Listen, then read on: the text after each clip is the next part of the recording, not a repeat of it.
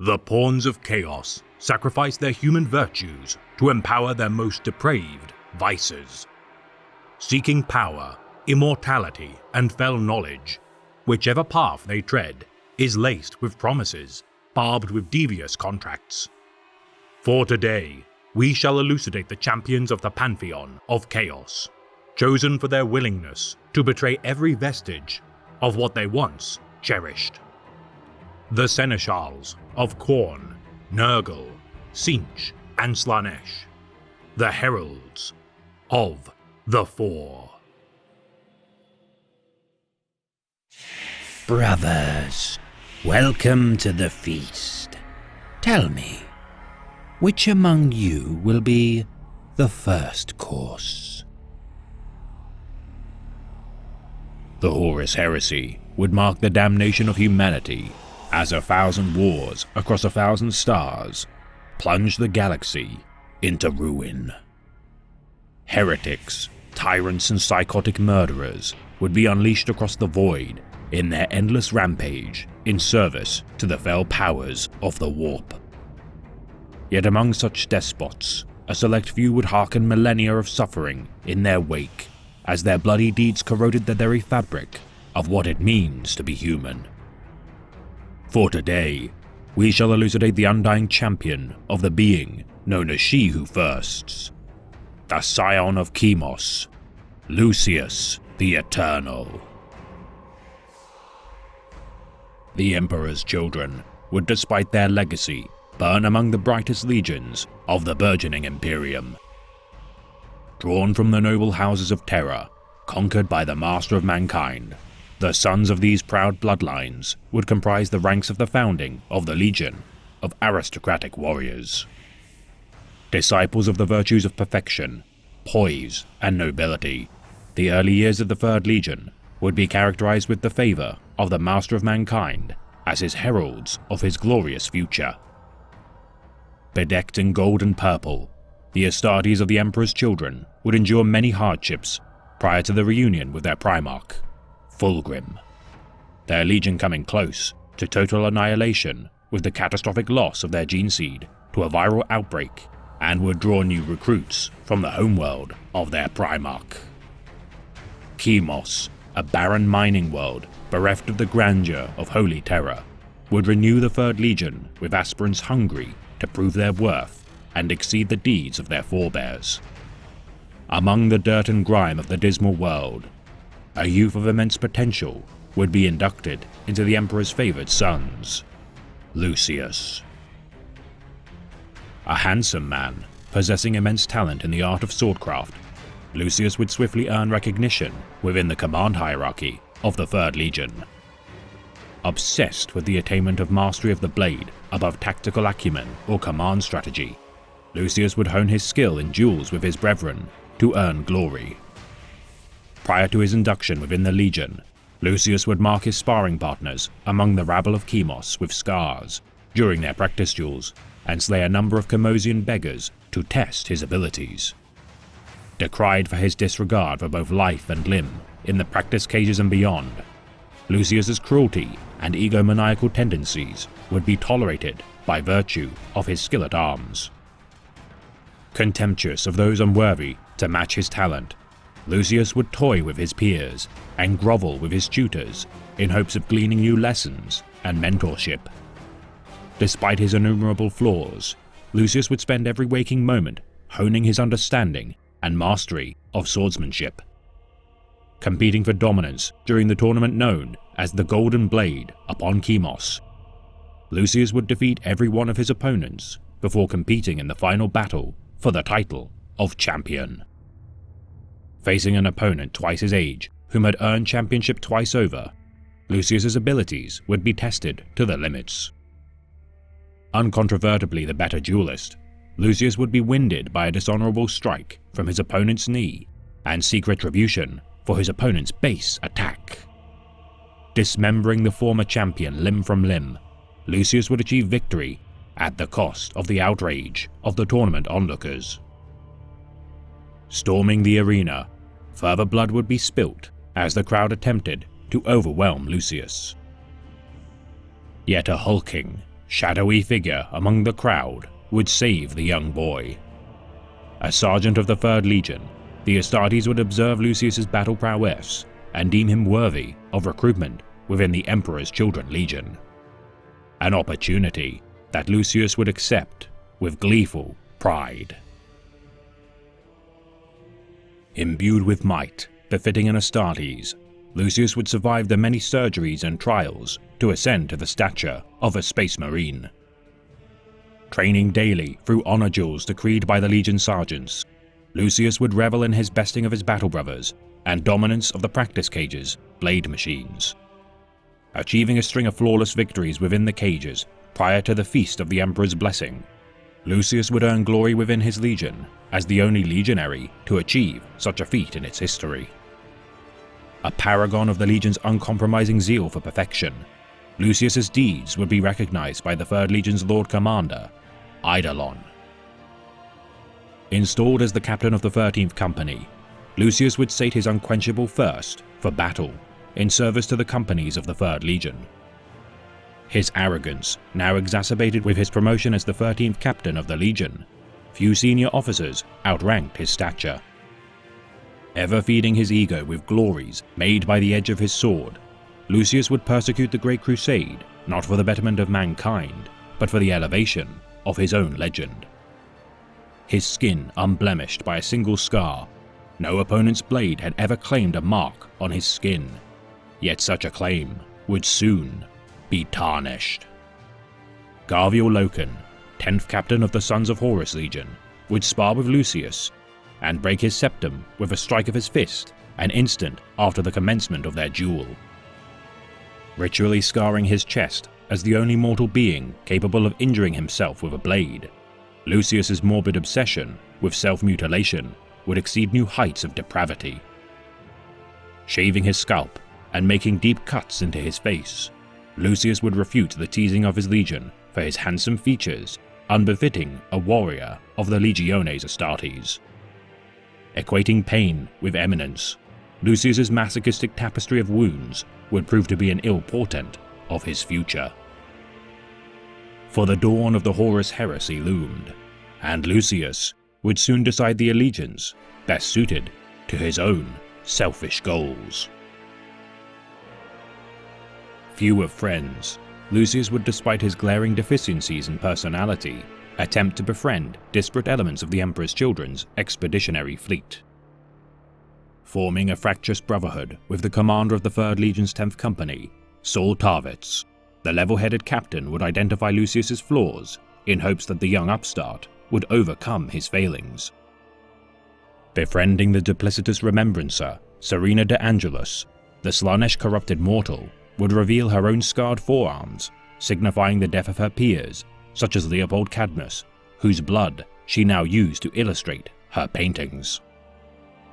Lucius was no longer perfect in visage, and with encouragement from his degenerate peers, would horrifically scar his face after its disfigurement by Garviel Loken.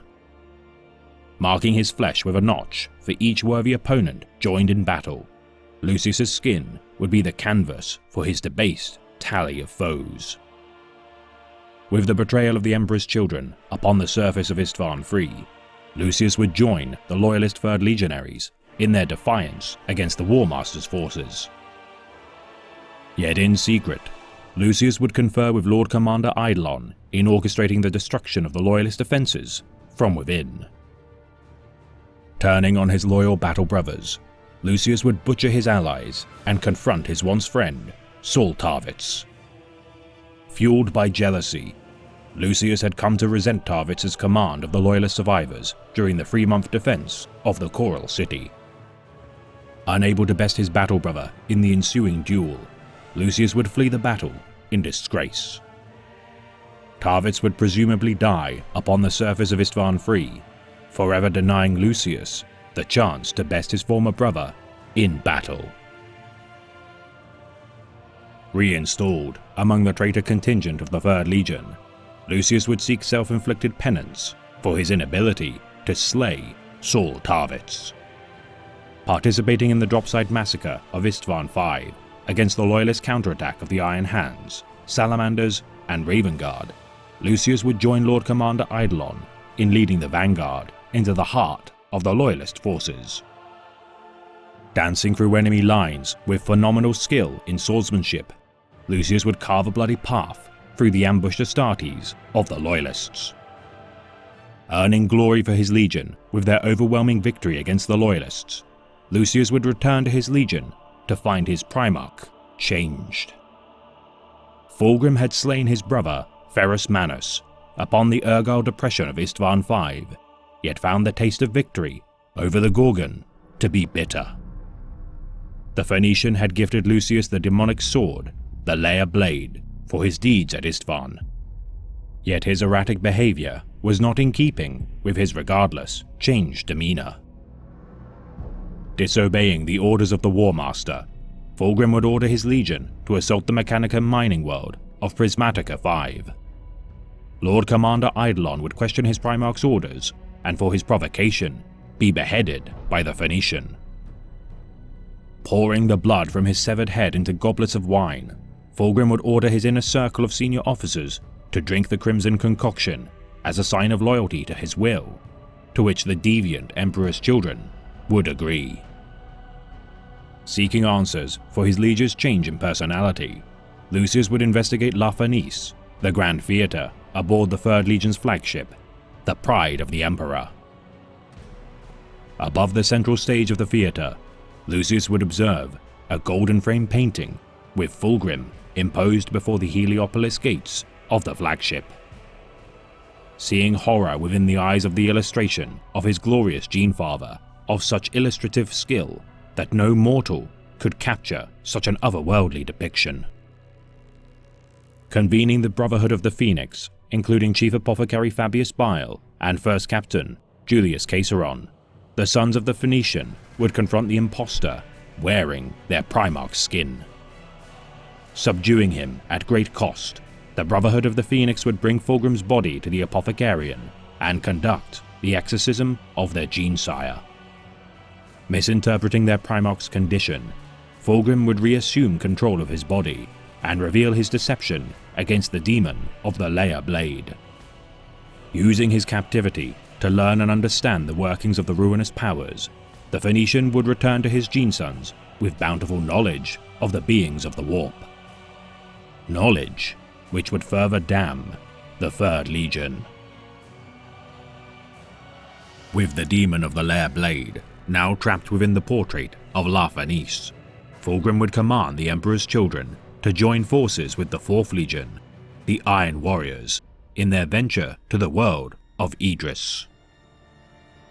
Seeking the Angel Exterminatus within the deepest depths of the Eye of Terror, the Eldari Croneworld of Idris housed a power beyond mortal comprehension. The origin of the birth of the being known as Slaanesh, Fulgrim would claim its remnant power of the Sepulchre of Isha's Doom within the citadel of Ama-Nisha Kalis. Seizing such power, Fulgrim would achieve apotheosis to become a demon prince of Slaanesh, yet a planetary defense force within reach of the Eye of Terror would stand in the path of the 3rd and 4th Legion in their venture to the Croneworld. Hydra Caudatis would attempt to stall the traitors from their prize, yet be no match for the Astartes of 2 legions. Yet with the intervention of the Shattered Legion warband of the Sisypheum, the Loyalists would attempt to cripple their advance.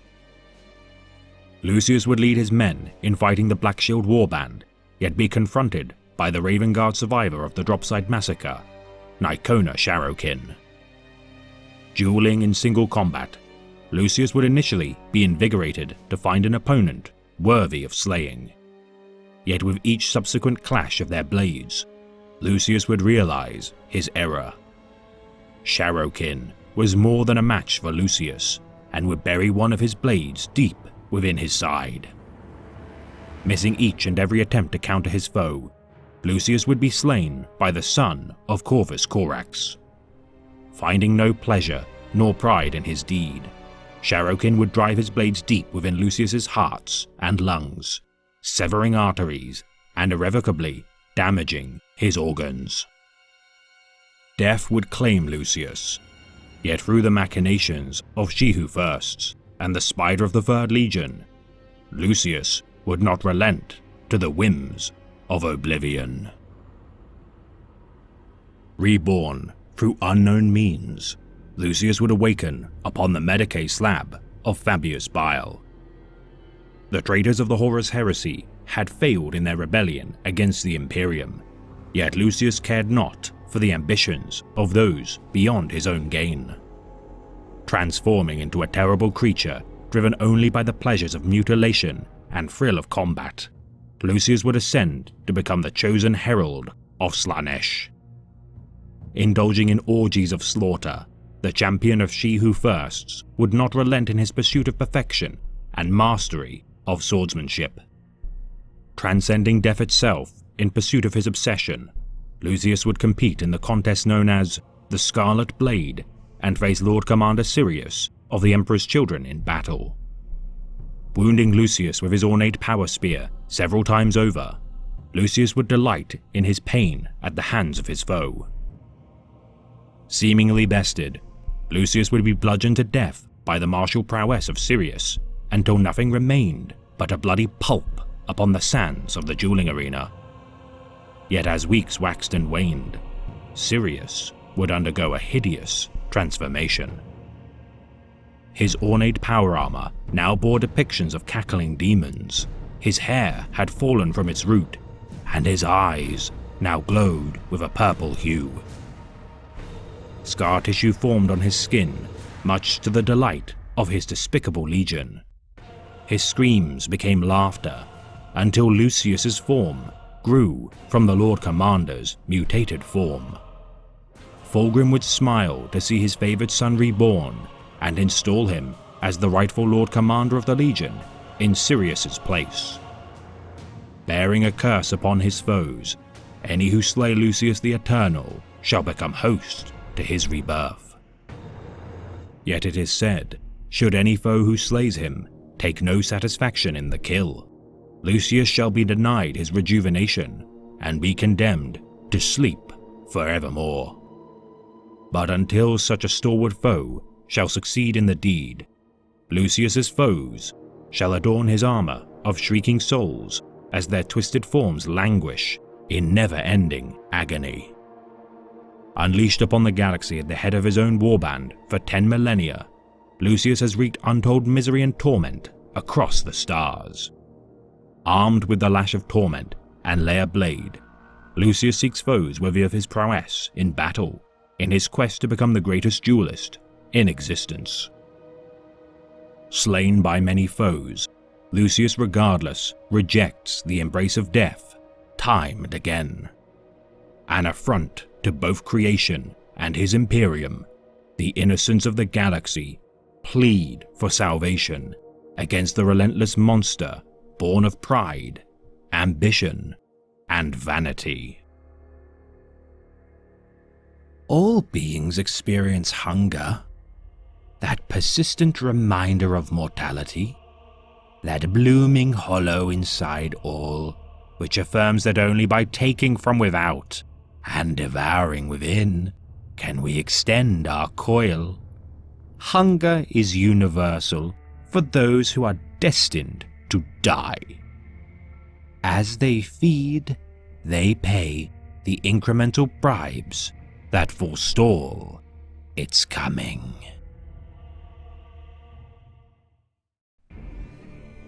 I have slain many enemies and won many battles, and I tell you there is no great secret to success in war. No subtle trick or strategy that has saved my foes. I seek out the enemy, attack as soon as I am able, and with all the force at my command, rend his soldiers and smash his fortresses, leave only corpses behind me, and then move on. Thus my Primarch has taught me, and I find his wisdom has proved worthy on 100 battlefields.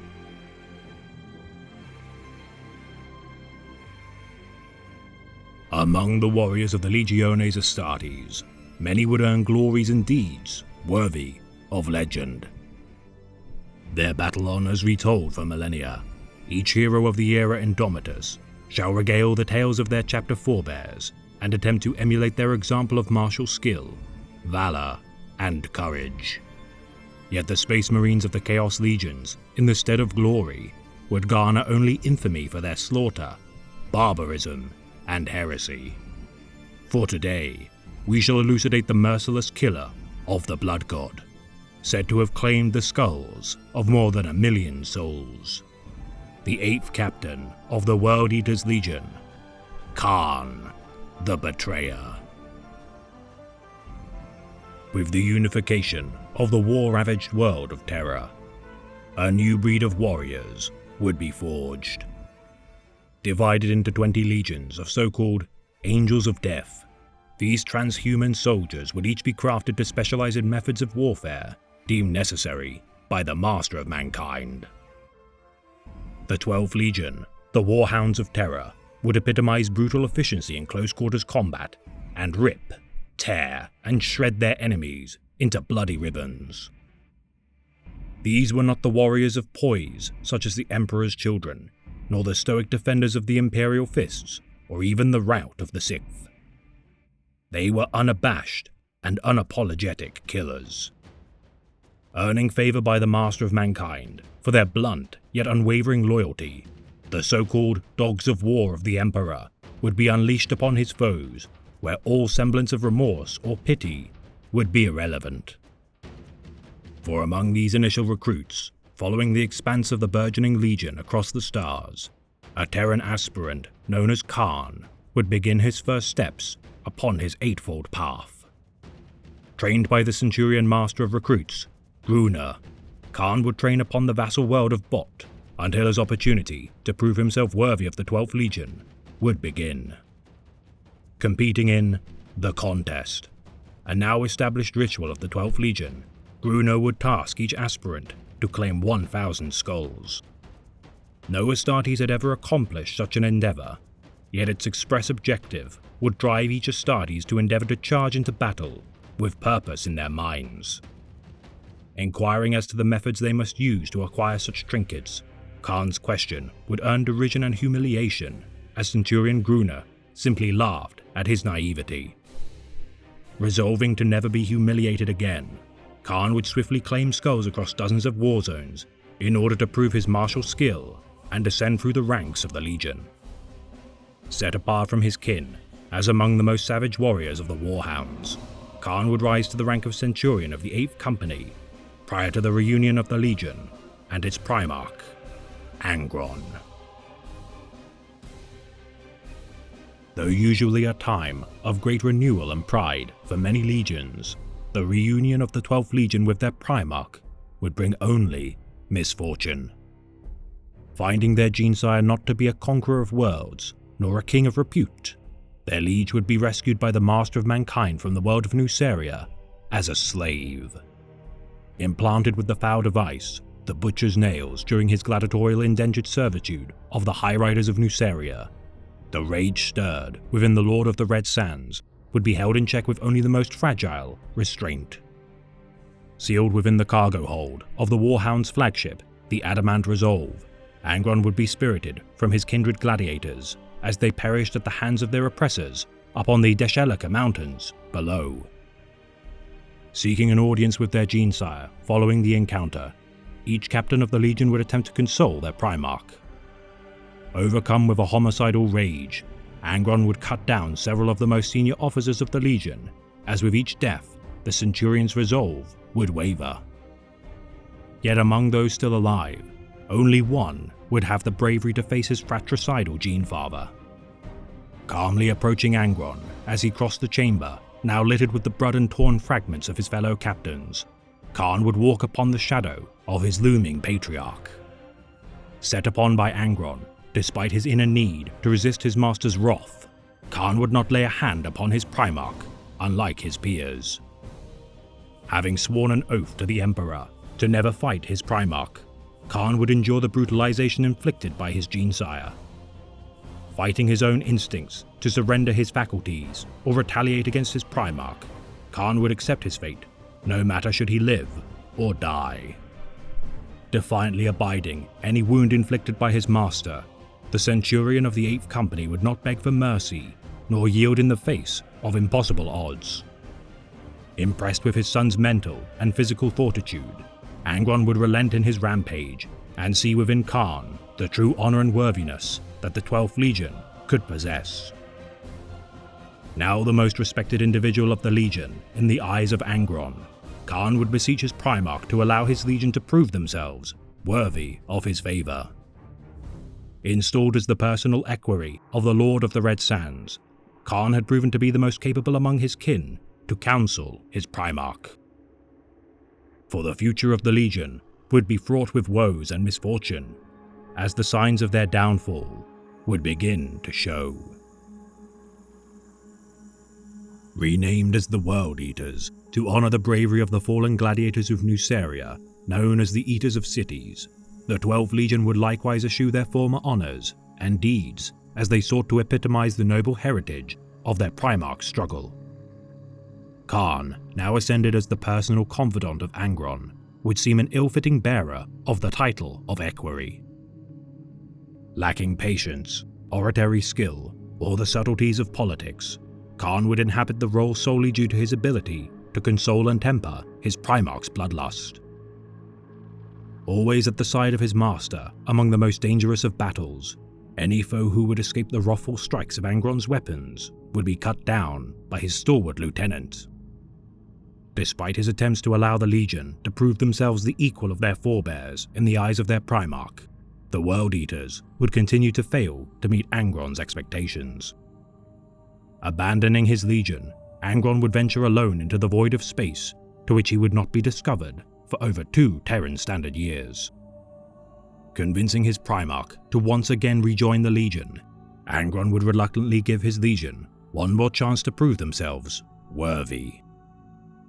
Apothecary Garland Surlak would reverse engineer his Primarch's own Butcher's Nails cortical implants with technologies derived from the world of Genna, to which volunteers of the World Eaters would attempt to survive the integration surgeries of the Fel Archaeotech.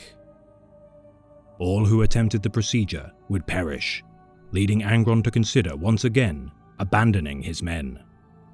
Centurion Mago would attempt to destroy Apothecary Surlak's equipment after witnessing the horrors inflicted upon his kin and their descent into madness, yet Khan would once again, with his actions, decide the fate of his Legion. Preventing the destruction of the Butcher's Nails copies, Khan would undergo the procedure and through sheer force of will and endurance overcome untold suffering and pain to survive his implantation surgeries. Renewed with purpose in their successful implantation of their first World Eater into his ascended form, a further 1,000 Astartes would undergo the surgeries and survive.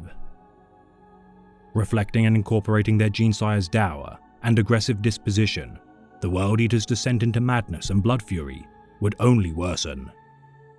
Ripe prey for the Blood God, Khorne, the World Eaters had begun to walk the Eightfold Path in earnest, and with their Primarch's submission to his thirst for bloodshed and slaughter, their fate would be sealed upon the world of Istvan Free. Renewed with an all-consuming need to slay worthy foes in battle, Khan would quickly gain the notice of the being known as Khorne with the dawn of the war known as the Horus Heresy. Joining his Legion in their massacre of their loyalist contingents upon the world of Istvan Free, Captain Khan would be observed by the Lunar Wolf, Garviel Loken, to be steeped in a so-called dark madness as the two crossed blades in battle. Screaming, "I am the Eightfold Path," Khan would, despite his savage might, be felled by Loken in battle and be thrown onto the dozer blades of an armored tank. Refusing to die, Khan would claw his way from under the tank's treads, despite his catastrophic injuries incurred from battle. Recovering from his wounds, Khan would subsequently be dispatched to the world of Prospero in search of the so-called Moonwolf Sigil, once gifted to the Crimson King by Horus Lupercal, and begin his own personal quest to find a means of curing his mental ailments. Searching for mind-healing arcanum to help ease the suffering incurred by the Butcher's Nails, Khan and his men would set upon the beleaguered survivors of the burning of Prospero, led by Captain Menez Calliston, for information. Interrogating Calliston, The Thousand Sons captain would reveal such devices to aid his affliction had been destroyed, yet would offer his own psychic powers to aid in his salvation whilst biding time to recover his weakened strength. Foreseeing Khan's fate as the uncontainable, unthinking, and unstoppable conduit of the Blood God's wrath, Calaston would be horrified to see the future portents of such a terrible being. Refusing such an offer, Khan would bludgeon Captain Calaston to death and return to his legion for redeployment. Joining with the Wordbearers Legion for the despicable Shadow Crusade, the World Eaters would invade the realm of Ultramar to conduct a campaign of harrowing the innocent populace and draw out their protectors, the Ultramarines. During the campaign, the 13th Legion would ensnare the World Eaters' Primarch, Angron, into a trap upon the world of Armatura, collapsing entire buildings on top of the foul Red Angel and his men. Damaging the Lord of Red Sand's chain axes, Angron would cast away his weapon, known as Gorechild, for its teeth had been ripped from their sockets, and its function was now unusable. Superstitious of repairing or inheriting weapons, the World Eaters would cite their Primarch's own culture of Nuceria, that to use a weapon discarded by another would bring bad luck to those who would bear them. Yet Khan would observe the venerated weapon of his Genesire and recover its damaged parts from the battle.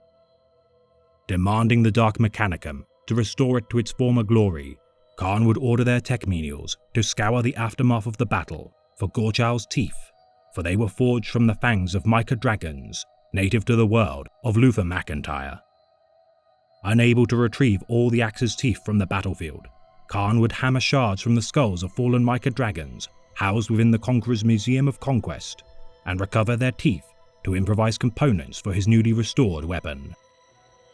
Wielding the chain axe forevermore, the bite of Gorechild would sunder millions in the eras to come. For years, the World Eaters would harry the loyalists of the throne as the most barbaric and savage marauders the Imperium had ever faced. At the forefront of the final battle for the soul of the Imperium, the defenders of the Siege of Terra would observe firsthand the depravity to which the World Eaters had sunk. Fearless in their headlong charges against walls of lasfire, artillery bombardments, and bolter fire, the blood-drunk warriors of the 12th Legion would show no fear in their suicidal charges against the walls of the Imperial Palace. With Khan at the forefront of every one of their skirmishes, the Champion of Khorne would claim skulls in excess to any of his peers and prove to be a threat too potent to ignore. Confronted by the Imperial Fist Captain, Sigismund, the Emperor's champion would look in horror at what his once noble compatriot had become. Once close during their joint campaigns of the Great Crusade, the Black Templar of the 7th had fought alongside Khan within the gladiatorial pits of the Conqueror as his most trusted chain brother. Now a shadow of his former self, consumed with bloodlust and spasms of rage, Khan would look upon the visage of his paragon opponent before the two would clash in battle. Bested by Sigismund, Khan would lay upon the blood-soaked soil of Terra on the precipice of death. Rescued by his kin of the 12th Legion, Khan would be extracted from the battlefield in a state of dormancy. The remaining captains fought among themselves as to whom would lead their forces, with the murder of one of the captains unleashing a torrent of blood across Khan, reviving him from his slumber. Regarded as a miracle gifted by the Blood God himself, Khan would live despite the failure of the traitors to overthrow the Imperium. Vowing to never again taste the bitterness of defeat, Khan would demand that any who would fail in the name of the Blood God must submit themselves to sate the bloodthirst of their patron. Retreating into the Eye of Terror, the World Eaters would lick their wounds as the shame of their defeat gnawed at their pride. With their Primarch banished from the material realm by the Great Angel, Sanguinius, the World Eaters would look to Khan for leadership. Claiming the demon world of Scalathrax as their base of operations deep within the Ocularis Terribus, the once world of the Eldari would prove a prize worthy of competition between the traitor legions. Coveted by the Emperor's Children Legion due to its abundance of soul stones, it would not take long for a war for supremacy of the world to erupt. Engaging in bloody battles with Khan at their vanguard, The conflict would cause the planet to be engulfed by an unnatural void-spawn squall of bitter cold. Agreeing to a ceasefire as both legions took shelter, the Astartes would be unable to endure the cold for more than moments before freezing to death. Enraged at the delay of his wrath for even a solar day, Kharn would turn on his kin within their shelters. Armed with a flamer, Kharn would burn his sheltered kin from their hovels and slay both his own men and the Emperor's children across the frozen surface. Fueled by a burning hatred of cowardice, Kharn would kill droves of World Eaters until being confronted by his own mentor, Centurion Gruner. Decrying his madness in his slaying of his own brethren, Gruner would mark him as the betrayer of his legion. Laughing at the accusation, Kharn had slain 1 million souls in the name of his new patron, and had exceeded the ordained challenge of his former mentor as vindication of his deeds. Slaying Gruner with Gorechild, Kharn had proven himself to be the victor of the contest, and would not suffer reprimand, criticism, nor derision from lesser men. Disgusted at the weakness of his legion, the Chosen of Khorne would continue his murder spree across Scalathrax, and single-handedly fragment the loyalties of his legion. Scattering their ranks into small warbands of Khornate berserkers, the remnants of the 12th Legion would remain divided for the majority of their future wars across the stars. Said to have killed more of his kin than any other warrior across the stars, never has there been a more fitting attribution to an Astartes than that of the betrayer to Kharn. Hounding the galaxy for over 10 millennia, the betrayer of the World Eaters has assumed the title of the Chosen of Khorne, and in many ways exceeds even the prestige of his Primarch. His claimed skulls in battle, said to be piled high by the Blood God aside his bronze throne, the tally of Kharn the Betrayer increases 8-fold within each passing century. Bathed in the blood of his enemies, and rending his foes limb from limb with Gorechild, the favor of Khorne gifts Kharn with an aura of fell protection, as his offerings bring immense satisfaction to the Blood God. For Khorne cares not where the blood flows, only that it flows, and by this same mantra, the betrayer fells friend, foe, the innocent and the wicked alike in his never-ending frenzy of violence. Joining campaigns such as the 13th Black Crusade of Abaddon the Despoiler, solely for the opportunity to slay great swaves in the name of Khorne, in his most lucid states, Kharn also revels in any campaign seeking to humble and destroy the bastions of the Imperium. Never trusted by his allies, but an indispensable tool when unleashed upon their enemies, the forces of chaos, though wary of the betrayer, call for his aid only for the most desperate and suicidal of missions. His unyielding madness and unquenchable thirst for destruction, never sated, no matter how much blood is spilled or skulls claimed for the Skull Throne. The nails spiked at him. He fought harder. He fought faster. His muscles ripped apart and were instantly reknitted. His blood vessels burst and were restored. He felt heat surge through his body, hotter and whiter than any heat he had ever endured. The black sword resisted it all, silently, implacably, infuriatingly. It was like fighting the end of the universe. Nothing could shake the faith before him. It was blind to everything but itself, as selfish as a jewel thief in a hoard. His chain axe whirred as wildly as he'd ever thrown it, igniting the promethium vapor in the air, sending the blood lashing out like whipcord. He scored hits with it. He wounded the ghost. He made him stagger, made him gasp.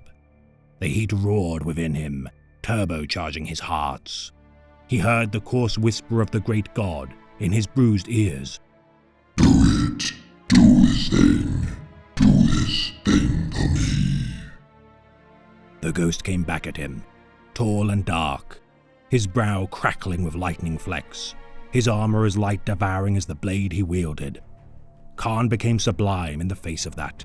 The violence he unleashed was like a chorus of unending joy. The ground beneath the two of them was destroyed, sending them plummeting in the clouds of debris. Even when they crashed to the earth, they fought on. They rocked and swayed around one another, obliterating everything within the arc of a sword or the armlet of an axe length. "I am not," he blurted, feeling the tidal wave of exhaustion drag on even his god-infused limbs. He realized what he had done, then. In the midst of his madness, even as the great god poured himself into his brutalized body, he knew what transformation had occurred. They had always told themselves, after Nuceria, that the Imperium had made the World Eaters. It had been their fault. The injustice, the violence, it had forged that lust for conflict, for the endless rehearsal of old gladiatorial games, like some kind of religious observance to long and justifiable dead deities. That given the excuse for their atrocity, every act of wanton bloodletting, they had done this to us. "I am not." But now Khan saw the circle complete. He saw what 7 years of total war had done to the Imperium. He saw what its warriors had been turned into. He had a vision, even then, in the midst of the most strenuous and lung-bursting fighting he had ever experienced, of thousands of warriors in this very mold, marching out from fortresses of unremitting bleakness. Every one of them as unyielding and soul-dead and fanatical as this one, never giving up, not because of any positive cause in which they believed, but because they had literally forgotten how to seed ground. And he saw then how powerful that could be, and how long it could last, and what fresh miseries it would bring to a galaxy already reeling under the hammer of anguish without limits. And then he, even Khan the Faithful, shuddered to his core. "I am not," he fought on, now out of wild desperation, because this could not be allowed to go unopposed. This could not be countenanced. There was still pleasure, there was still heat and honor and the relish of a kill well made, but it would all be drowned by this cold flood if not staunched here, on Terra, where their kind had first been made, where the great spectacle of hubris had been kicked off. He had to stand. He had to resist for humanity, for a life lived with passion, for the glorious pulse of pain, of sensation, of something. "I am not," he panted, his vision going now, his hands losing their grip. "as damaged." The black sword came at him, again. It was impossible, this way of fighting, too perfect, too uncompromising, without a thread of pity, without a kernel of remorse. He never even saw the killing strike. The sword edge hurled at him with all the weight of emptiness, the speed of eternity, so magnificent in its nihilism that even the great god within him could only watch it come. Thus was Khan cut down. He was dispatched in silence, cast to the earth with a frigid disdain, hacked and stamped down into the ashes of a civilization, his throat crushed, his skull broken, and chest caved in.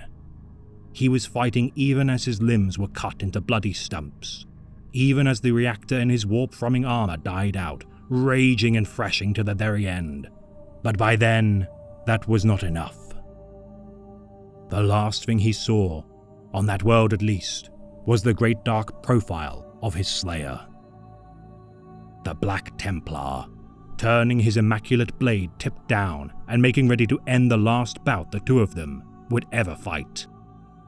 "Not as damaged," gasped Khan, in an agony greater than anything the nails could ever have given him, but with more awareness of the lucid cruelty of the universe than he had ever possessed before.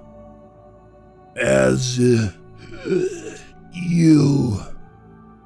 And then the sword fell, and the god left him, dead, amid the ruins of his ancient home.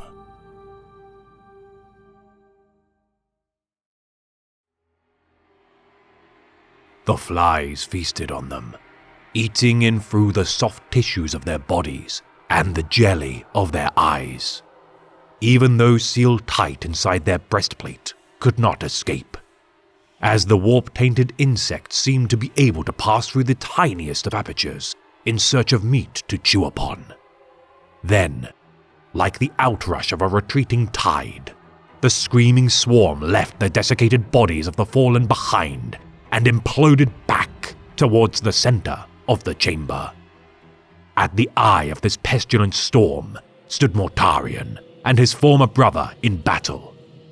Whatever animating essence had been Ignatius Grulgor boiled out of the demon flesh as it died, the flies ignoring the dissolving, putrid mass that had been the eater of lives, content to let the demon discorporate and crumble. Instead, they whirled around Typhon in a stream of dark blurs before suddenly diving into him. The swarm bored up through the great wound Mortarion Scythe had left in the first captain, and they plunged down his open mouth.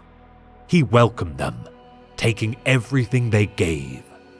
Aghast, Mortarion could do nothing as Typhon's body twitched, writhed and distended to accommodate the transformation eating him from the inside out. His back swelled amid the crackle of fracturing bone and ceramite, and dense flutes of fissured horn burst out, each one spitting clouds of flies as smoke would belch from a chimney. He shuddered, sloughing off lumps of dead, grey flesh to reveal the new bloom of rotting muscle beneath. Where his battle armor ended and the putrid meat of him began was impossible to see. Finally, with a repellent crunch of breaking cartilage, the nub of a twisted horn grew from the first captain's swollen face. He glanced up, wheezing and shuddering, and with each indrawn breath and exhalation, Mortarion could hear the droning of the flies inside him. He had become a hive for the things, a living nest for the destroyer plague. "Callus," Mortarion whispered in the deathly silence that followed. "What have you done?" "Know my name," came the seething reply. "I am the herald of what we shall be, Mortarion." He drew himself up, flexing his arms and testing the play in his mutated, new form. "I am Typhus."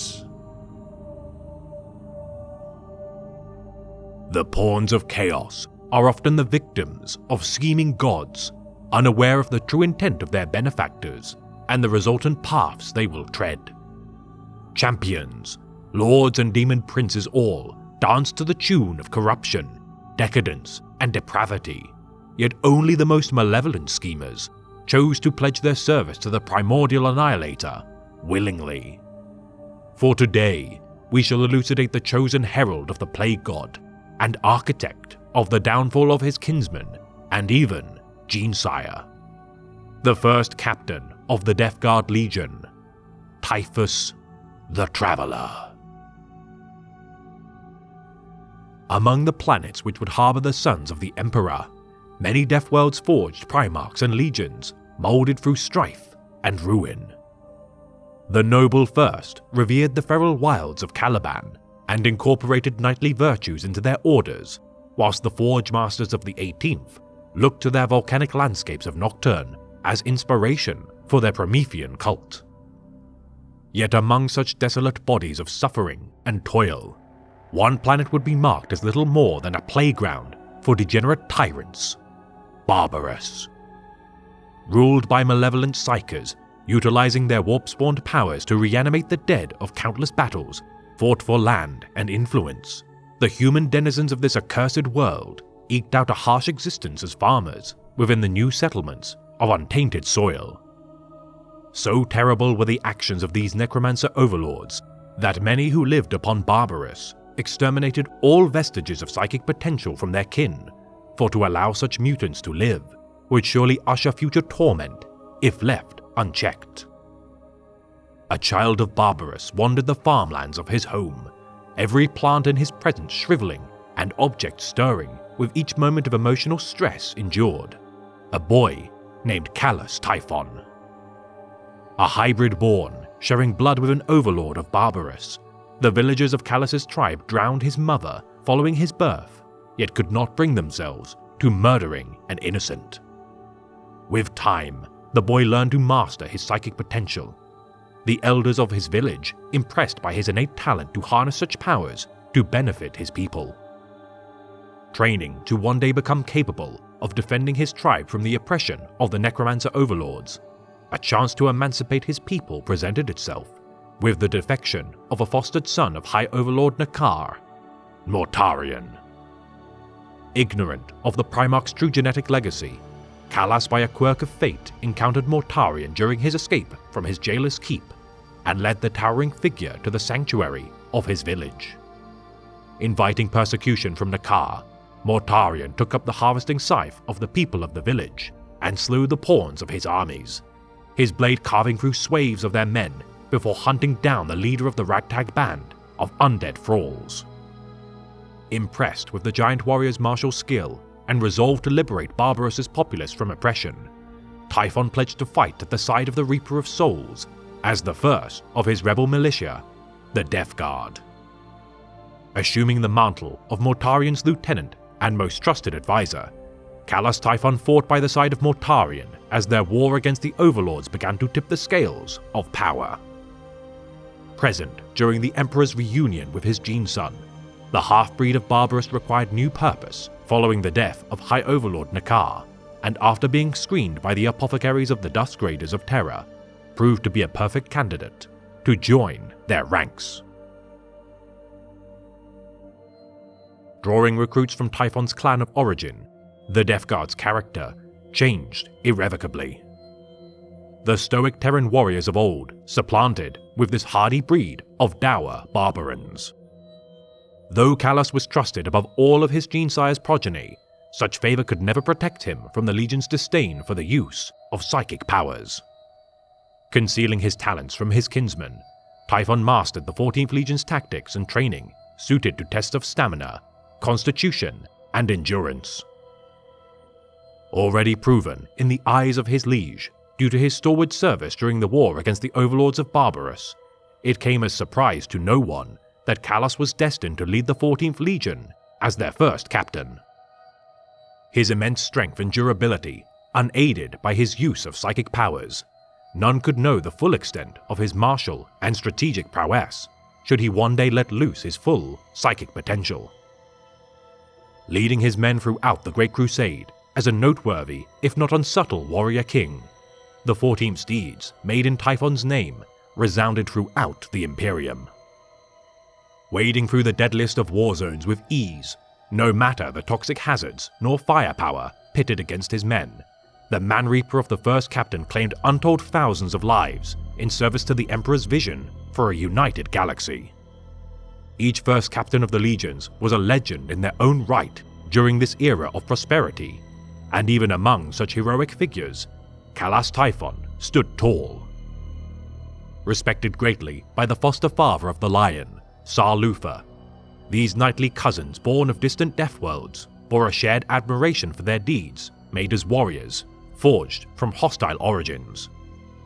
Surviving wounds which would slay a typical Astartes, Typhon's head injury sustained from the tribe wars of Rothric IX, rather than disorientating him, spurred him on to greater heights of slaughter. Saving a squadron of the Silent Sisterhood during the campaign of Madrigal, Typhon's act of cushioning the force of an exploding crack grenade with his body took only a mere week to recover from within his legion's apothecarion. The champion of a legion characterized by stubborn defiance in the face of horrendous odds, even the 49 Death Shroud elite, handpicked by the Lord of Death, paled in comparison to their captain. For even among a force such as the Angels of Death, reputed to be incapable of fear, those who followed Callus Typhon could not honestly proclaim a lack of terror at the sight of this harbinger of destruction.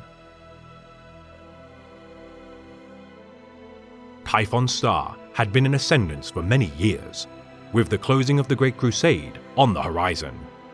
Yet for all his efforts made in the name of his legion, he still could not reveal his nature. The taboo of warp powers still ingrained within his kinsmen. Should they learn of his powers, it was likely that they would cut him down alike to just another foe they had already slain in the margins of millions throughout their campaigns waged in the name of the Imperium. The Master of Mankind had decreed the Edict of Nicaea, a stricture on all use of psykers within the Legiones Astartes, and his own Gene-Sire had personally declared that use of any manipulations of the Immaterium were an affront to nature. Typhon was alike to a caged bird, his wings never able to unfurl and take flight, whilst under the watchful eyes of his hypocritical emancipator. Yet little did Callas know that another's gaze had been watching him with interest for decades. Those of the first chaplain of the Word-Bearers Legion, Erebus. Promising Typhus freedom from the regime that entrapped him, Erebus inducted Callas into the fraternal seven-pillared warrior lodge and revealed fell secrets drawn from the primordial pantheon. Glimpsing portents of the grandeur awaiting himself and his kin should they cast off the shackles of the imperial truth, a revelation shook Typhon to his core and set the first captain down the path of damnation. In the stead of the Emperor, the Primarch of the 16th Legion, Horus Lupercal, would reign as the master of mankind, and all those who bore the gift of psychic mutation would be unfettered. Standing at the side of his Primarch, Mortarion, Typhus conspired with his Gene-Sire to cleanse their legion of those loyal to the Emperor, and chose to revolt against his will. The overwhelming Barbaran stock of the 14th Legion stood in lockstep with their Primarch, concealing their intention to quell their Terran forebears and any of their own bloodlines who defied the ascendance of the War Master of Chaos. Ordering his subordinate, Commander Ignatius Grulgor of the Second Great Company, to keep a close eye on the Terran-born battle captain, Nathaniel Garrow, during their coup, Typhon knew in his heart that such a staunch scion of the Imperium could never be swayed to their cause. Upon Istvan Free, the traitor contingents of the Death Guard set their plot into motion, deploying their loyalist brethren onto the surface of the planet before smothering their number with barrages of virus bombs and cleansing flame. Not even the Sons of Mortarion could endure the fell payloads of such Exterminators-class weapons, and as Typhus watched the death of this far-flung world from orbit, he felt a strange feeling of unease as their meticulous scheme unfolded. Aboard the Voidcraft, the Eisenstein, Nathaniel Garrow and those loyal to the Emperor had slain Grulgor and begun maneuvers to escape the Istvan system. Attempting to intercept the escaping frigate aboard his flagship, the Terminus Est, though Typhon managed to heavily damage the vessel, the Eisenstein escaped into the warp and would soon bring word of the clandestine betrayal to the attention of the Emperor.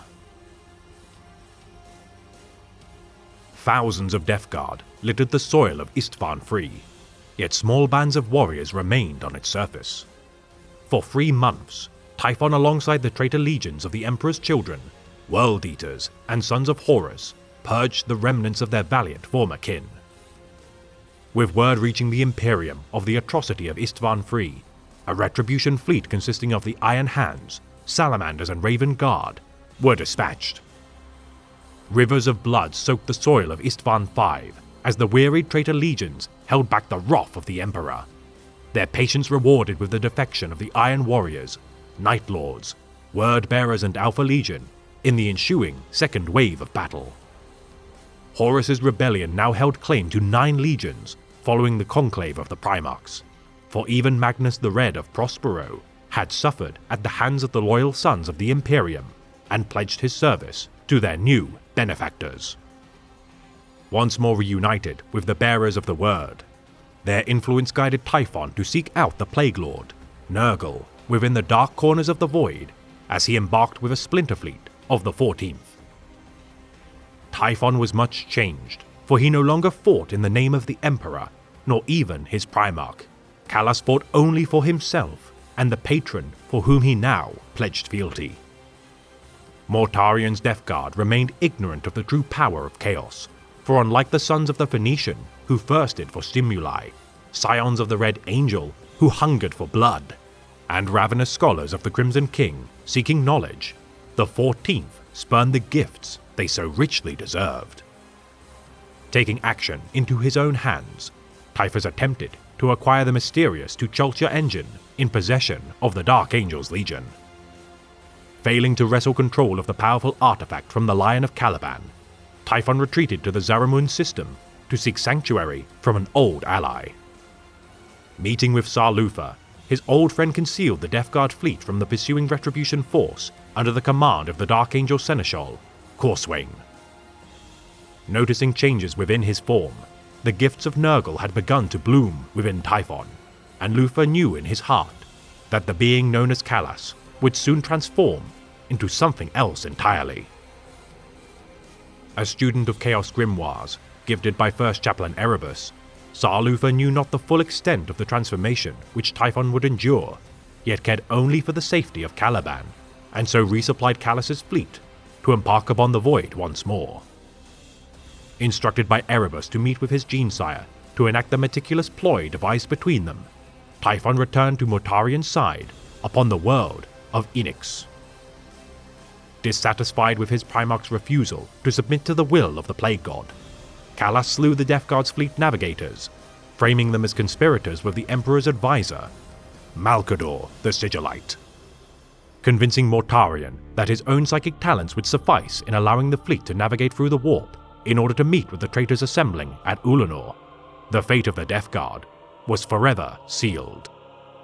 Once within the Immaterium, Typhon delivered the fleet into the clutches of the Lord of Decay, his influence pouring through each Voidcraft until his gifts infected every living soul aboard.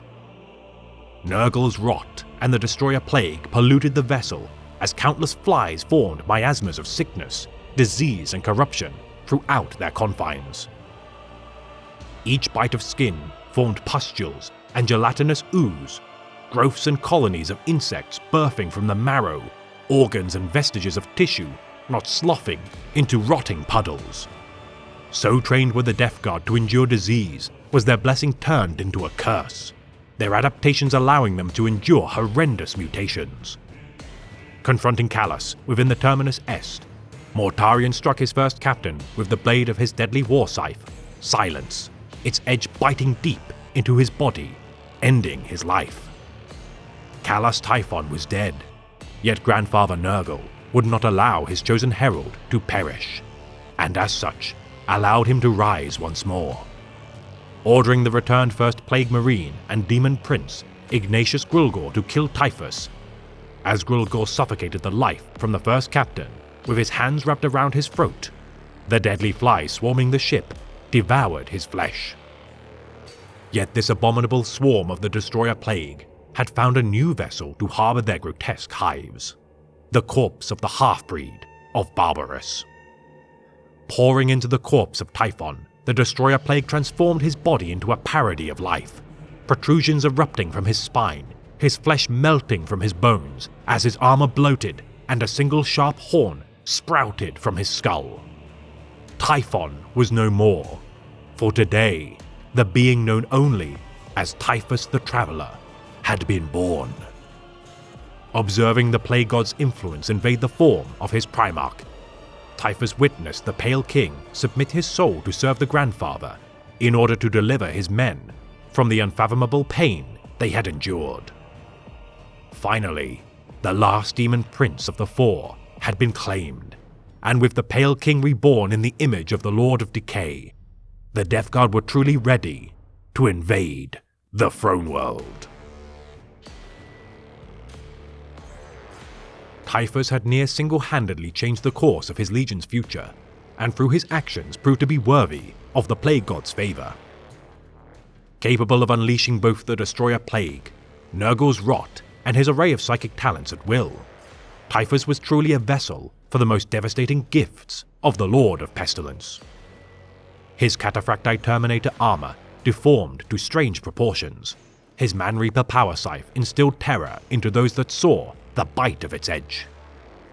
Present during the Siege of Terror, during 014.M31, Typhus fought alongside the Primarch of the Iron Warriors, Perturabo, First Captain of the Sons of Horus, Ezekiel Abaddon, and the Dark Apostle of the Word-Bearers, Zardu Leak, in their efforts to breach the walls of the Imperial Palace.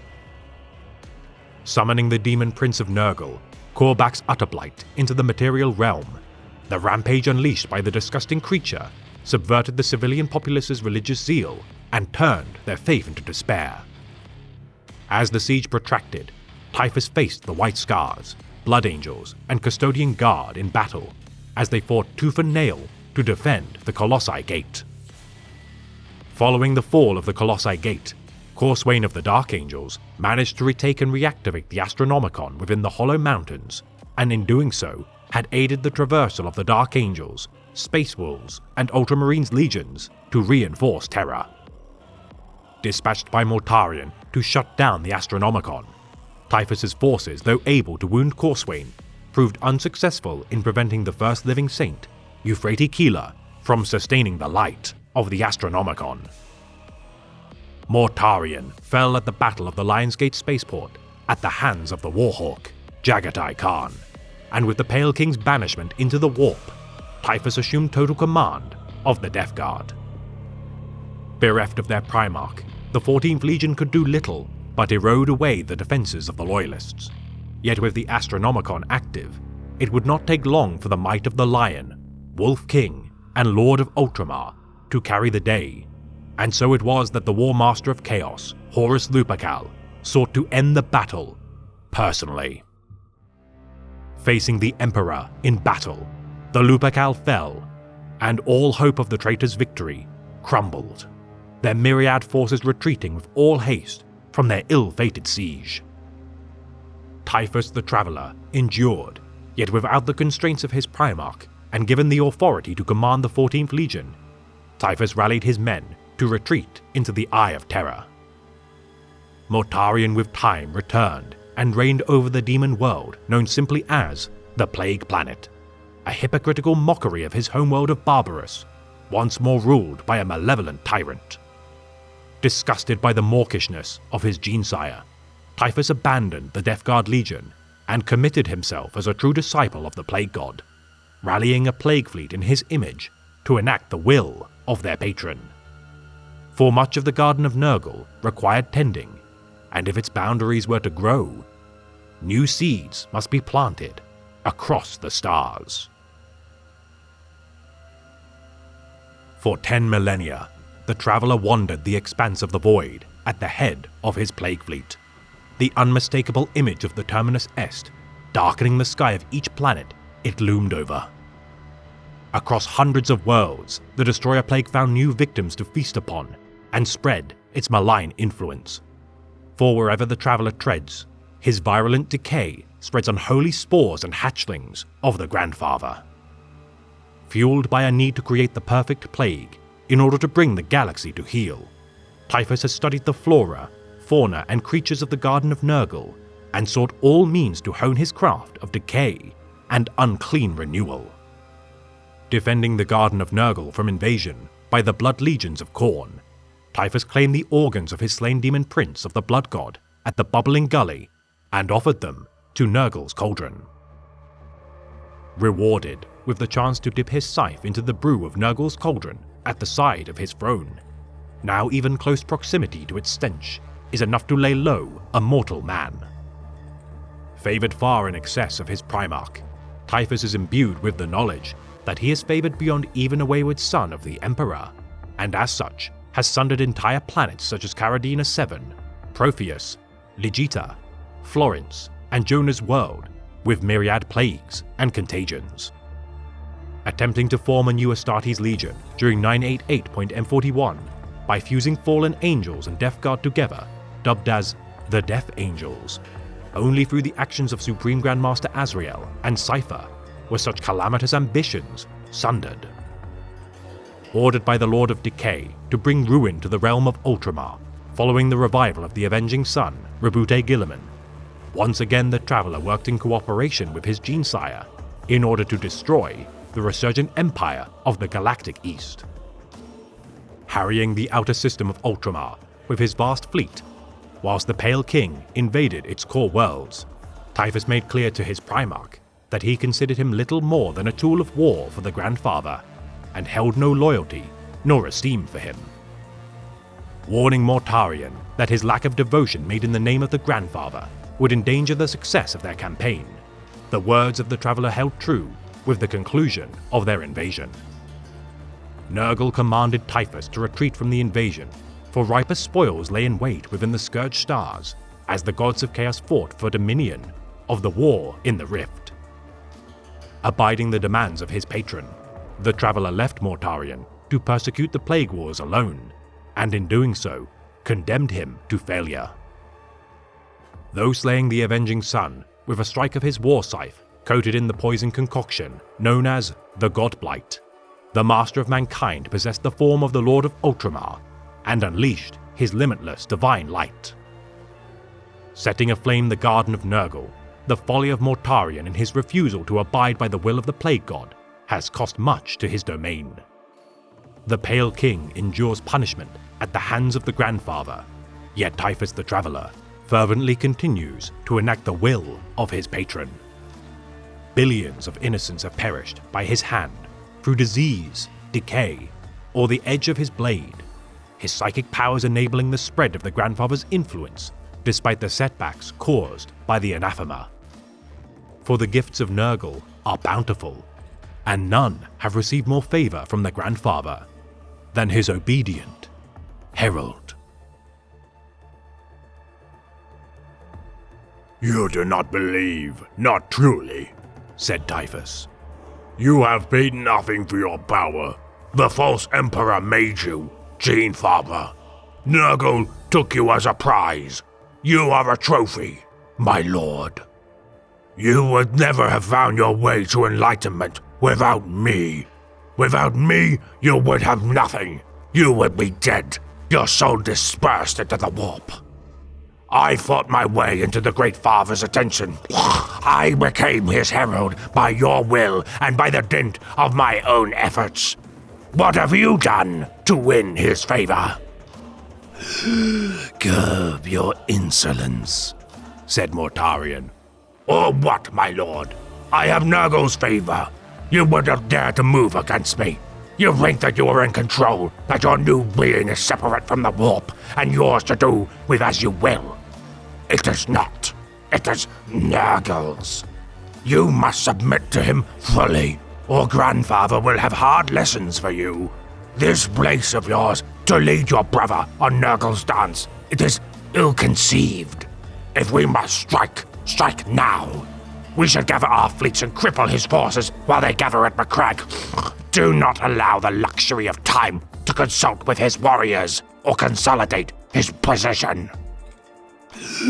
Do not presume to tell me what to do," said Mortarion. "You will work with us."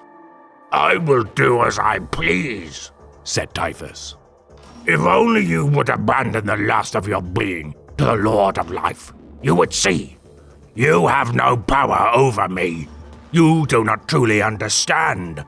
If you did, then you and I might be reconciled."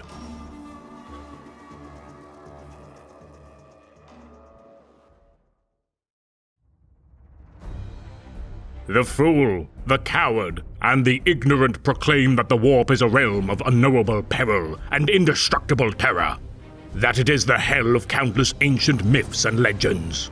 This is a lie, told by those whose authority is based on lies, to keep the masses terrified of the unknown. The warp is limitless in power, and its secrets are infinite. It is knowledge and strength, life and death, and the untapped potential to make and remake worlds. It takes only the discipline and the will to shape it. Those who lack that clarity of purpose are liable to be shaped by it instead. The ruinous powers are nothing if not capricious in their favor, scheming to empower their favored pawns while simultaneously enslaving them to their whims.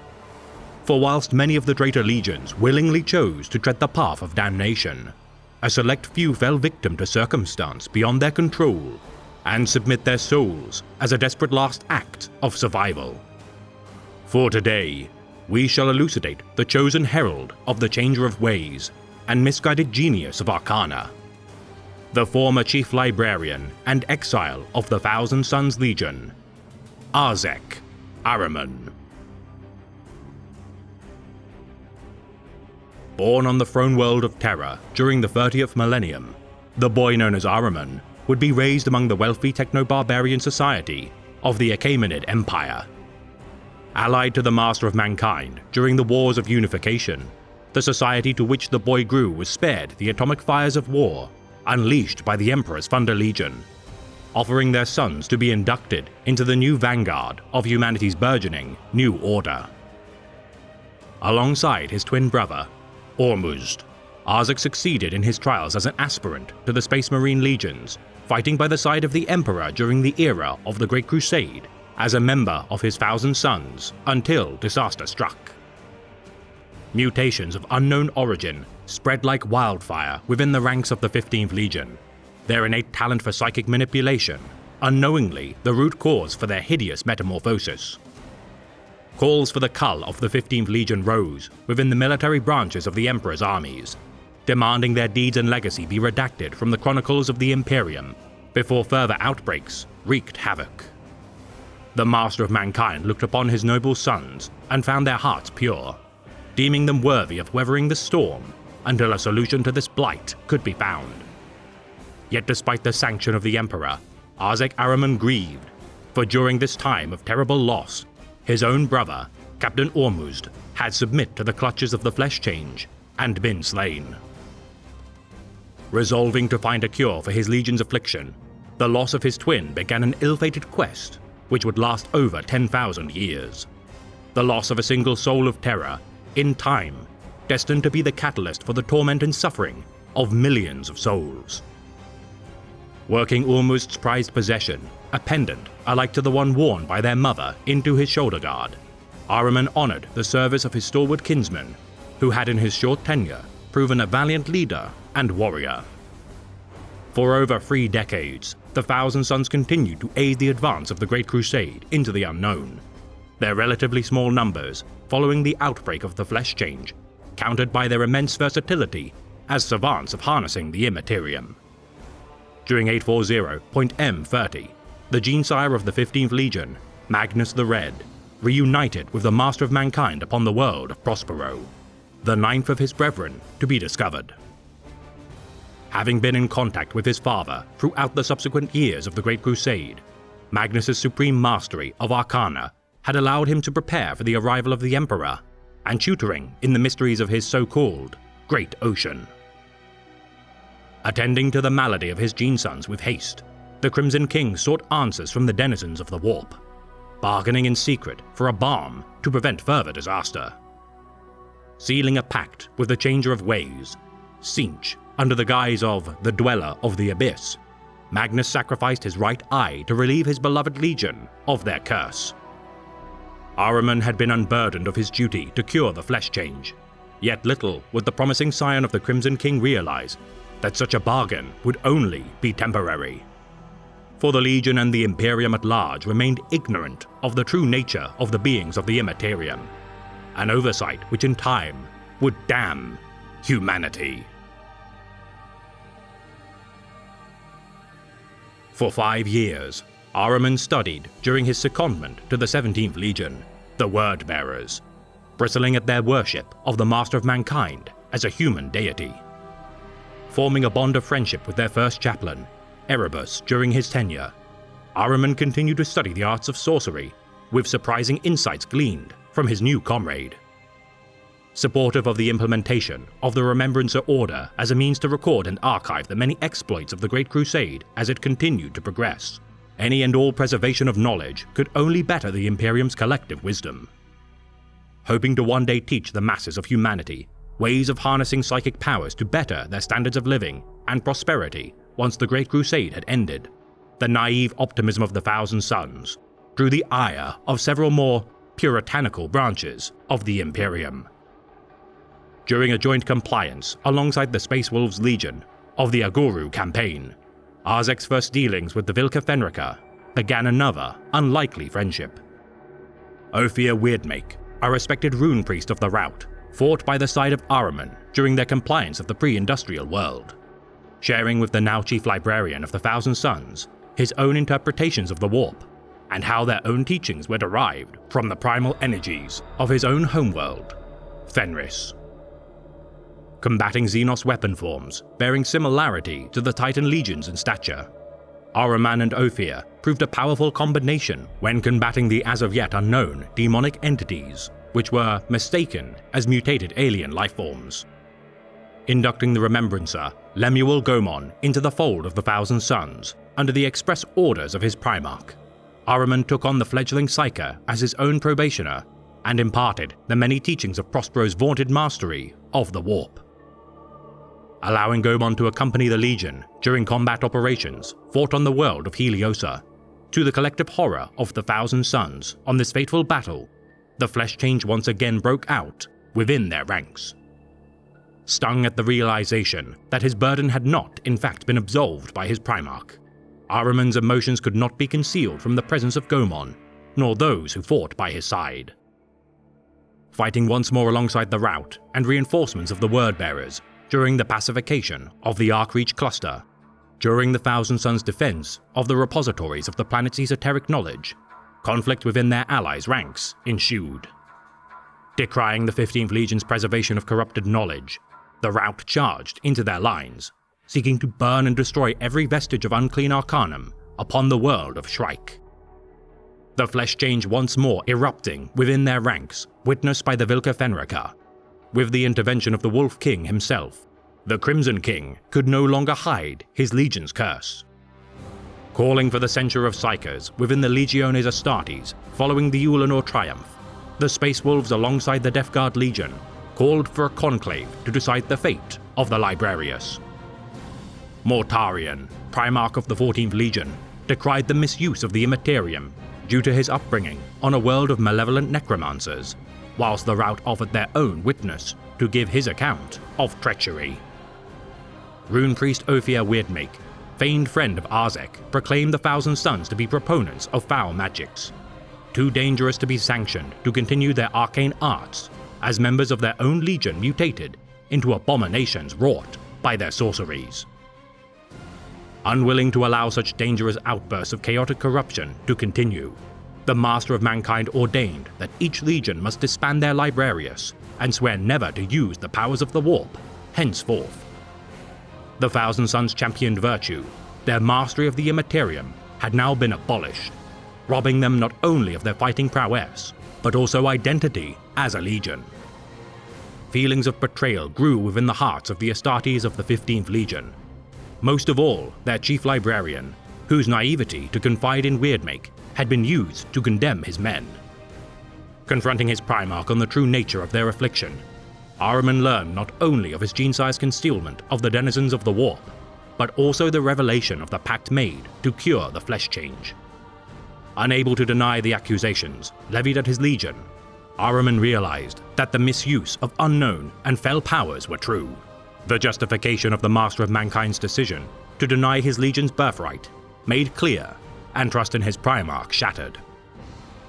Yet as Ahriman steeled himself to act, the Crimson King used his immense psychic might to obscure the knowledge within Arzek's mind, removing the details of the deal he had made and nature of his fell benefactors.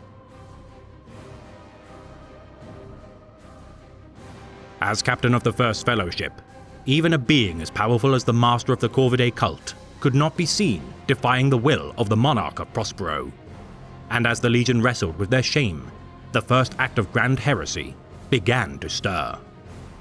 Upon the world of Darwin, the War Master of the Imperium, Horus Lupercal, began his first steps to damnation, whilst the Thousand Suns, in direct breach of the Emperor's decree, continued their studies of the Immaterium.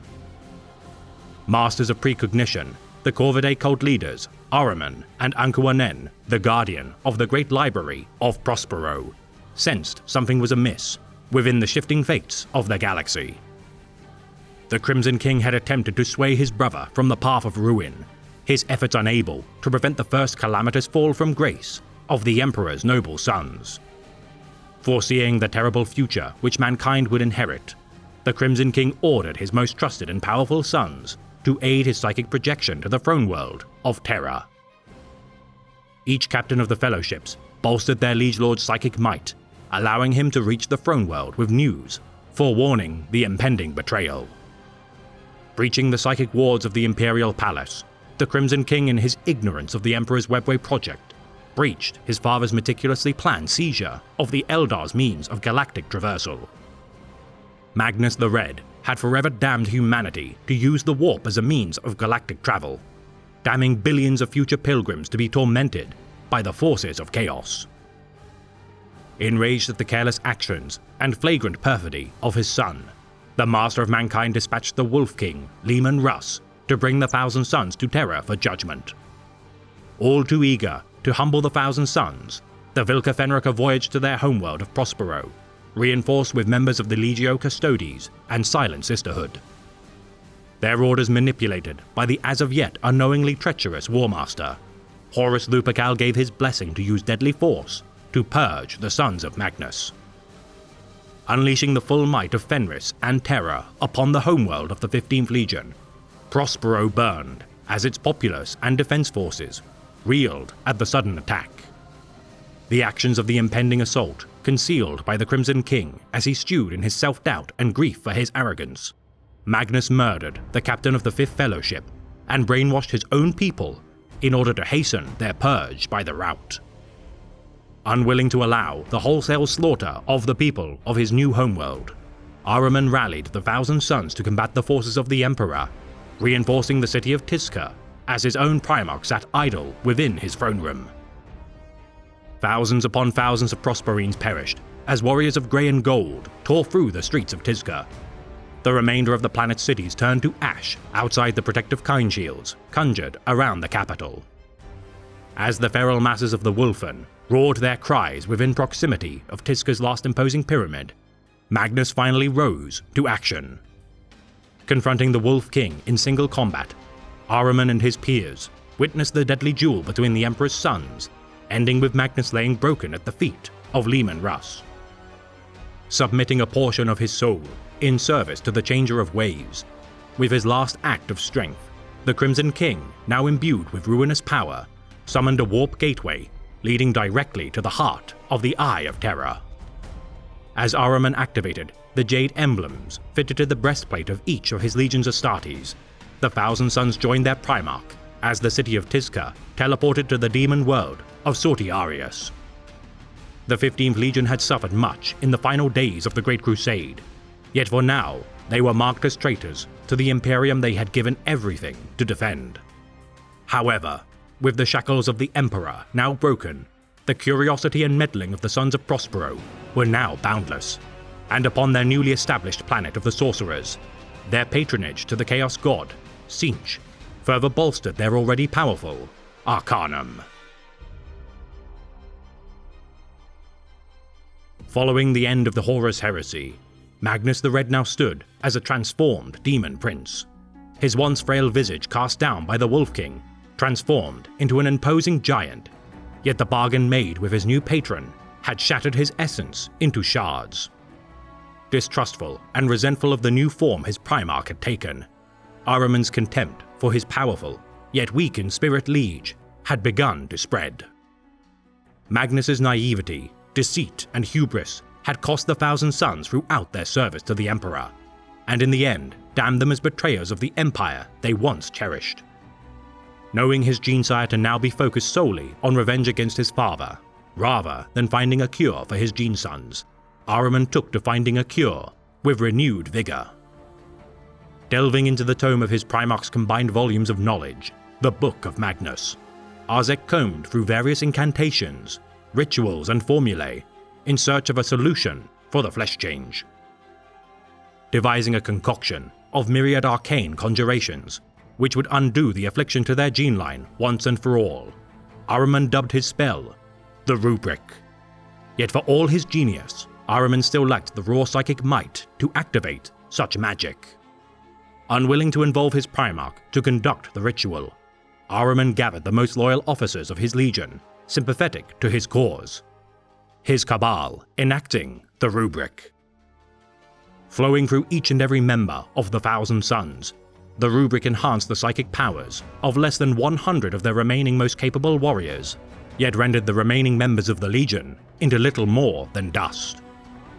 Unable to contain the raw essence of the Immaterium coursing through their bodies, the least gifted perished, whilst their power siphoned into their superiors, the ceramite of their armor constraining the inferno inside their shells until their victims turned to ash. Sealing the joints of their armor and trapping their souls within their husks, the Rubric Marines maintained the merest functions of sentience. Distraught at the results of his experiment, Ahriman wept to see his actions bring further misfortune to his brethren, his rubric preventing the flesh change insofar as preventing the transformation by denying any vestige of tissue. The vast majority of the sons of Prospero were now little more than automata, the Crimson King wrathful as he beheld his legion of ghosts. Assaulting the site from where the coven of his chief librarian had enacted their ritual, the Cabal knelt before the Crimson King, with one exception: Ahriman.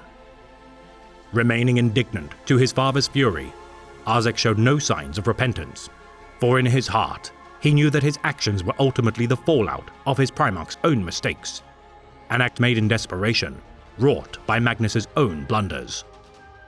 Preparing to strike down Ahriman, Magnus's hand would be stayed by the Architect of Fate, Tzeentch, proclaiming Ahriman to be destined to one day be among his greatest champions, under the protection of his favor.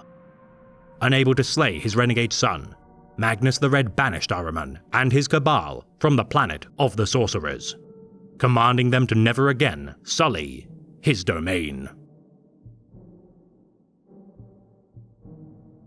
Accompanied by the mentor of his Primarch, Amon, Ahriman and his Cabal ventured into the void, continuing their search for a means to return their ashen kindred into their previous forms of flesh and blood. For 1,000 years, Ahriman and his compatriots furthered their quest for knowledge, in time splitting off into disparate warbands to better achieve their goals. Amon founded the Brotherhood of Dust, in time gathering small fleets, apprentices, and orphan Chaos Space Marines to aid his cause. Powerful Chaos Sorcerers would outgrow their allegiance to his warband, some in time forming their own warbands in turn, and abandoning the quest to better pursue their own path to glory. Yet none could match the talent for sorcery of the former Chief Librarian of the Thousand Suns, his promise to restore the phantoms he had created, superseding petty grabs for power within a broken galaxy. Armed with the Black Staff of Ahriman, capable of bending reality to his whim, every component of this powerful Force Staff, from its bladed tip to its charred haft, is a relic claimed from untold warlords and war zones. Bound together by a foul ritual which sends screams of agony through the Immaterium, those gifted with psychic powers see not a simple staff, but a blazing black scar of immaterial essence. With time, Amon dispatched emissaries to uncover any and all rumors of Ahriman's dealings, eventually finding his estranged kinsman to be serving within the Khornate warband known as the Harrowing. Sending the former member of Ahriman's original Cabal, Tolbec, to meet with the exile, aboard the Voidcraft Blood Crescent, Tolbec identified the clandestine sorcerer, posing as the lowly initiate, Korkos. Killing the majority of the warband through use of psychic means, now that his identity was compromised, Ahriman invaded Tolbec's mind in order to find answers. Warp immolating himself to prevent such answers from being uncovered, the former pirate cultist gave no information to the exile, causing Ahriman to seize the Blood Crescent and venture forth to uncover the truth. Staving off pawns of the warp in thrall to the will of Amon, Ahriman with time infiltrated his aggressor's fleet, intending to confront him. Betrayed by the Blood Crescent ship mistress, Ahriman, despite sustaining injuries, slew 3 Chaos Sorcerers in service to Amon before facing him in the flesh. Teleported to Amon's flagship, Sycorax, Ahriman endured imprisonment and interrogation for a means to undo the rubric.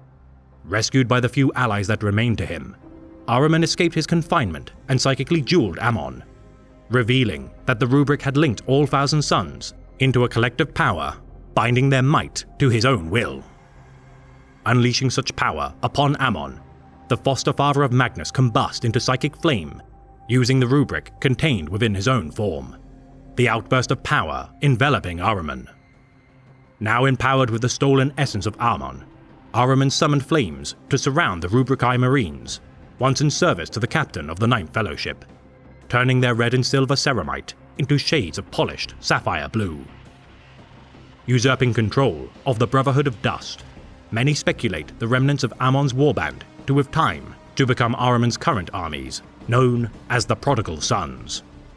Regardless, Ahriman had silenced a former rival of his legion, and now ruled over any army in excess to even the mightiest Space Marine chapters and Chaos warbands, and with it would achieve his own objectives for the millennia to come.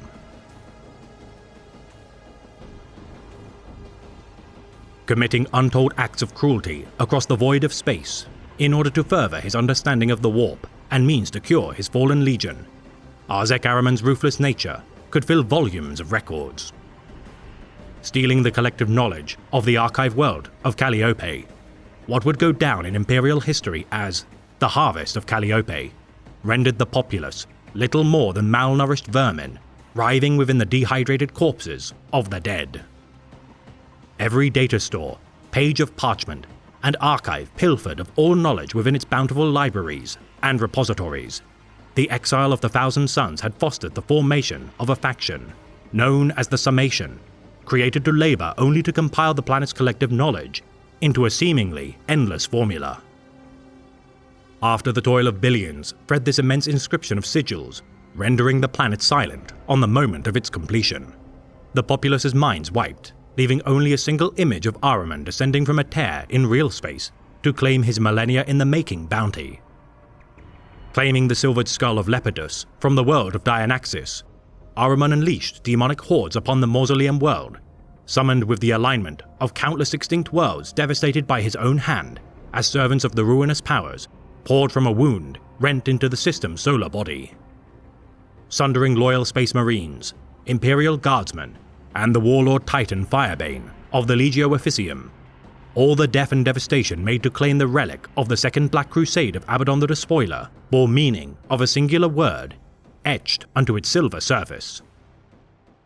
Memorizing the inscription before dropping the skull of Lepidus to the ground, the exile vanished alongside his Rubricae, leaving the demonic entities to feast on the souls of Dianaxis. Yet the crimes of Ahriman are not reserved only for the defenders of humanity, for even to this day, the exile works tirelessly to one day raid the Black Library of the Eldar Empire. The mobile bastion of the Eldar's collective insight, hidden within the webway, Arzek has on one occasion managed to bypass the defenses of the Sanctum's guardians, the Harlequins.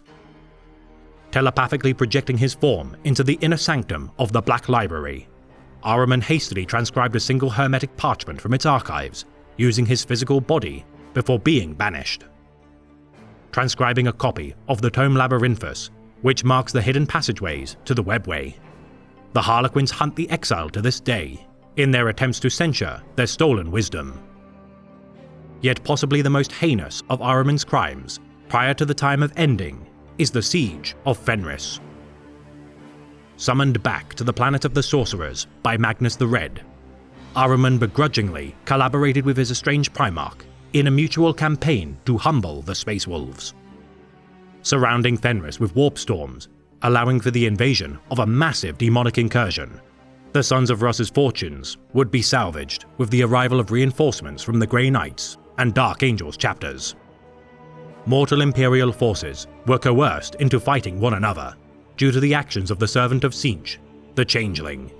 Each warp storm surrounding the planet conjured into a pattern not seen in 10,000 years.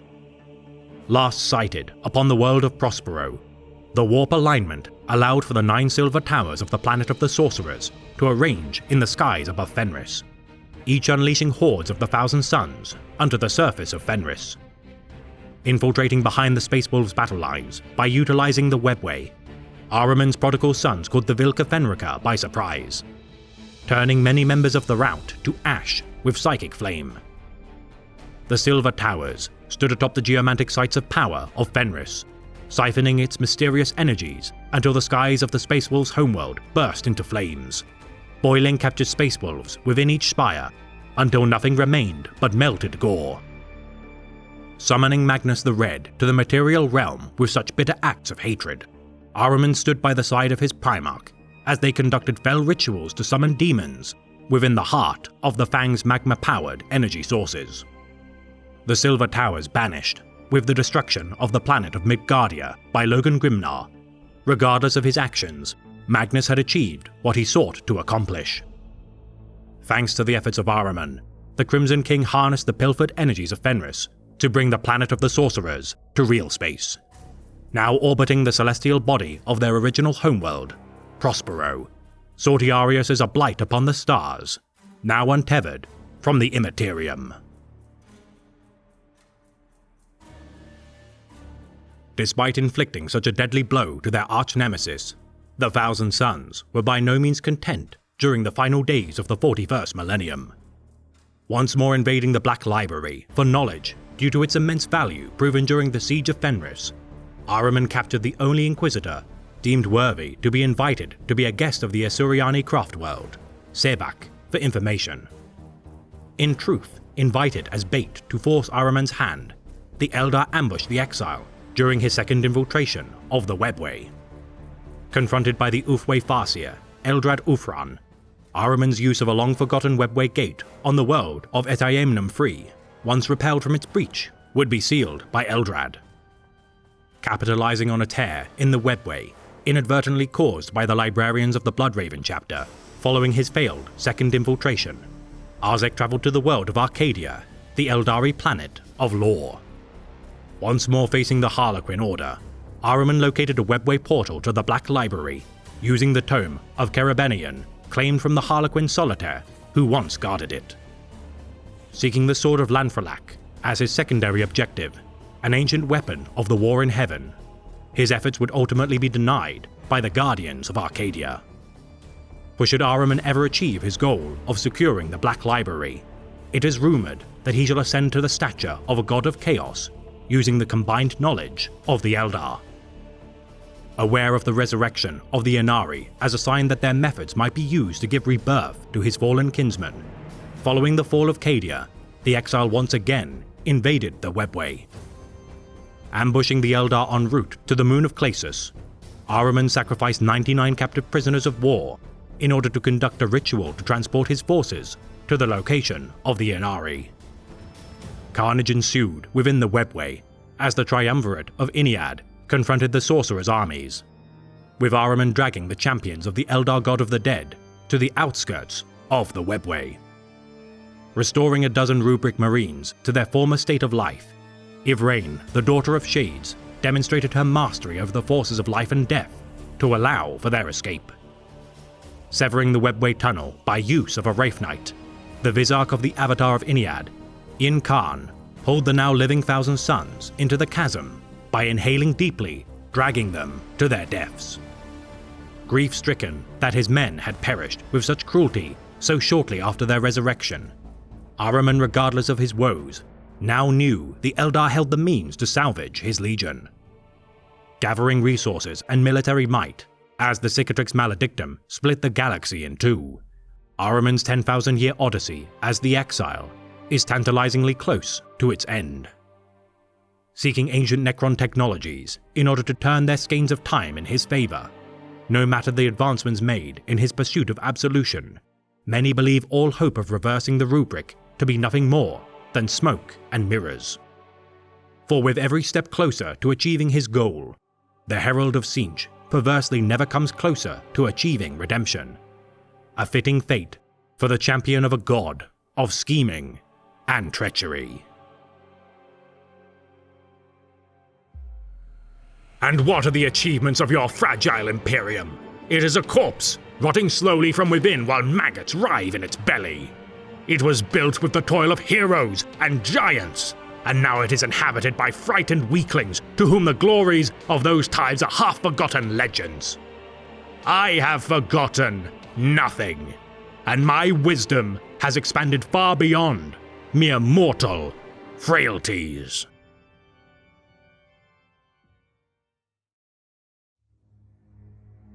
This has been a tale of the great Imperium of Man, read by the Remembrancer. The well-known adage, "Power corrupts," continues to be evident from the millennia from whence it was stated. Though the heralds of chaos wield might capable of sundering billions, they are regardless slaves to their patrons, incapable of bargaining for the one boon they prize above all. Power, influence, and reputation blind all who imbibe themselves beyond the point of quenching, for it is all too easy to believe oneself superior to those of your peers. Humility is the cure for the poison of rampant ego, and is all too often forgotten as a virtue to uphold. So be wary should you seek success, for none are immune to the siren call of self-conceit.